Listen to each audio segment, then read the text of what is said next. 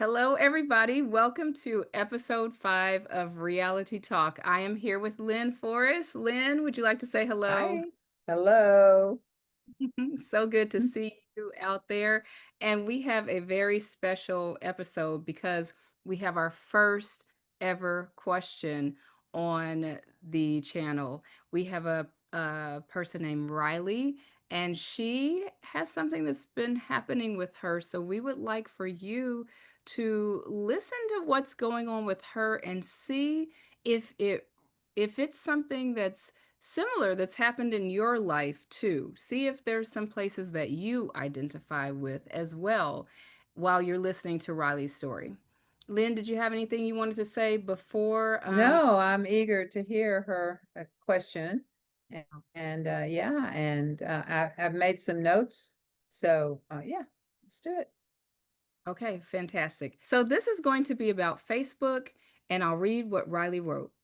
I would like to detach from my compulsion to use Facebook constantly. I feel the urge soon after waking up. I'm drawn to it when I'm relaxed, and it's completely irresistible when I'm stressed. Just the pressure of trying to focus on a task, such as studying for a test, is enough to trigger my Facebook urge. Can you relate to that? I wonder. I find out that I don't feel this level of compulsion if I'm socializing with people in real life, including classrooms and workspaces. When alone, I don't feel the urge while eating, exercising, or while heavily fixated on a real life task. But it's hard to get fixated on a real life task unless it's last minute and urgent.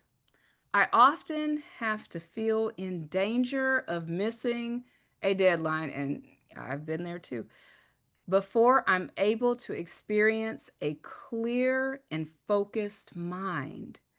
When I'm in that zone, I feel much less affected by Facebook. And that is what Riley said. And she would like to hear, Lynn, what your thoughts are about this situation. Well, I appreciate the question. It's interesting because I too have had that complete absorption into the Facebook page, and on the reels and just mindlessly going. And one of the things I noticed for me is I stopped thinking when I'm watching the reels, and I just allow myself the experience of being there now, being right here, right now, and absorbed by that little girl totally that's maybe singing a song or whatever it is, has nothing to do with my world, my life, really, or although there's that component in Facebook as well, things that really strike home and that, all of that.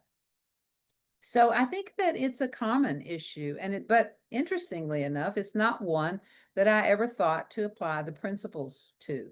And so I appreciate Riley. I appreciate you bringing the question up because it gives me and has given me a chance. And I made some notes here of things that I think are relevant to answering your question of like, what do you do when you find yourself suffering with the Facebook compulsion? You know, what do you do with it? And how do you disentangle from that? And so again, thank you because you did a great job of describing the dilemma as well, Riley. You already, I mean, just have being able to see so clearly what your issue is actually is one the first step is the first step towards getting resolve and getting resolution is to be able to see clearly what it is that it's going on, what is going on. So, but I don't think it's just about technology, by the way. It's more about how our nervous system is seeking something, seeking safety, seeking relief from boredom, seeking seeking something. There's something going on there about how your nervous system is seeking safety or stimulation or relief in moments of uncertainty or feeling overwhelmed. You just are too overwhelmed by all that's going on or by what's going on in your life, and seeking relief from isolation. Feeling isolated is another reason that we might actually have that too. So have that focus. So Facebook in that way has become a sort of pacifier. It's become an emotional pacifier. Uh, Especially when you're alone or when you are under internal pressure. Uh, this doesn't make you broken or something wrong. That it's not about that. It's about being human. And this is what we do when we and under times of stress or times of feeling isolated, that kind of thing. We look for, and Facebook's right there. It's so easy to turn to, and it works just like a pacifier, doesn't it? So I think that that may be some of what's going on. And but what's really going on is just that your system is trying to regulate. It's just trying to regulate using the fastest tool available, which could be Facebook, might be other things too, but Facebook. And probably before Facebook, we had some other way of, soothing our nervous system, calming things down, recalibrating when we feel overwhelmed, especially, or yeah, at the mercy of. So also, I noticed that when you spoke, you pointed to your own truth. You already knew some things, like you knew when it wasn't a bother for you. You knew that, you recognized. And I really like this because this tells me that you are paying attention to your process. That you notice that when you're feeling embodied, when you're feeling engaged and connected in your life, then the compulsion fades. That's interesting, isn't it? Don't you think that's interesting? So, the urge, uh, is to find or tend to the need beneath the urge.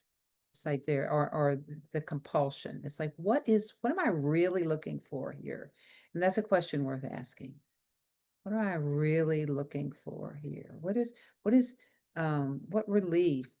Is it a relief from pressure that I'm needing? Is it a distraction from self-judgment? Maybe I'm judging myself and I'm needing to just distract myself. What is my body? What does it want to feel? What is it looking for? And or like is there a something that I could use to bring myself back into regulation, into alignment? And so there are things you can do when you begin to feel that urge. And so I just want to suggest a few of these before we finish up here. And one is just to take a pause before opening Facebook. Even if it's just 15 seconds, you just pause with consciousness. You stop a minute and you ask the question, what am I trying to soothe? What am I looking for relief from? And you just acknowledge that. What is my system really wanting? And and then if you still want to open Facebook after that, after you sort of been with you, see, now you're turning your attention this way instead of that out there. And just what is it? What am I seeking? What am I wanting? Making that conscious. And then you mentioned some tools that you could use that you use, face-to-face contact with another human being to actually talk to somebody or speak to someone. Actually, physical movement where you take a walk or you get up, you move around. That's something you can do to distract you from and to begin to listen to the inner voice about reaching the need beneath the compulsion. Um, and you mentioned deadlines. So you could actually set up micro mini deadlines for yourself. It's sort of like, I need to, you know, I was going to watch that program tonight and it's going to be on in just a few minutes. So I want to get to, there's another can move from one compulsion to another. I noticed that Came right up, didn't it? Always they're eager to please.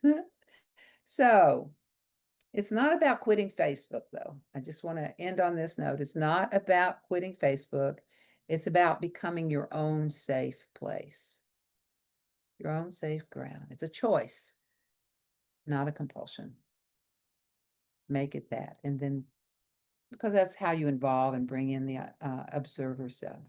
So I hope that helps, Riley. It certainly helped me to think about it and reflect on it in my own life. And I hope it helps listeners.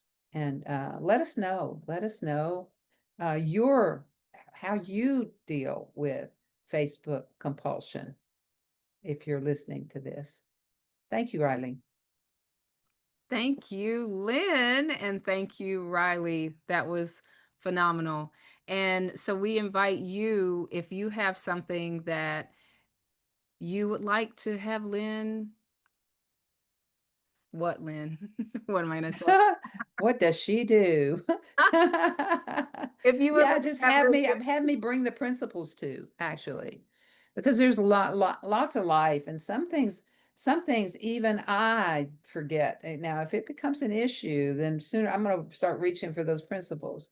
But just in this, for instance, it was like all that was needed was a little bit of observer consciousness. Let's bring the observer in and check in, and rather than criticize and make it a problem, let's uh let's tend to business beneath the surface. So yeah, and that's what the principles teach. It's, what if it wasn't a problem? What if it was an invitation to go deeper, to grow more still inwardly? So thank you. awesome. Yes. So exactly. If you have something that you've been wrestling with or you're uncertain about or something that you feel a lot of tension or contraction around or pain, uh, or even something that you'd like to share with us that you're excited about, anything that you would like to have Lynn speak and give her wisdom around, we encourage you to write us either in the comments. You could just put it right in the comments. It doesn't matter how long it is, it's totally fine. Or if you want to be more anonymous, you can write us at Reality Talk Connect. That's all one word. Reality Talk Connect. It's right here on the bottom of the screen. You can pause and write that email down. We'll also put it in the description. And you can send us whatever it is that you would like for us to have some real talk around here on our, I don't really want to call it a show anymore. I feel like it's our gathering space. It's our meeting time. So yes, so here in our meeting time together. So put that either in the comments or email us, and we are so glad that you came. I hope that you received what you were seeking, and we love you a lot, and we will see you next time. Bye. Bye.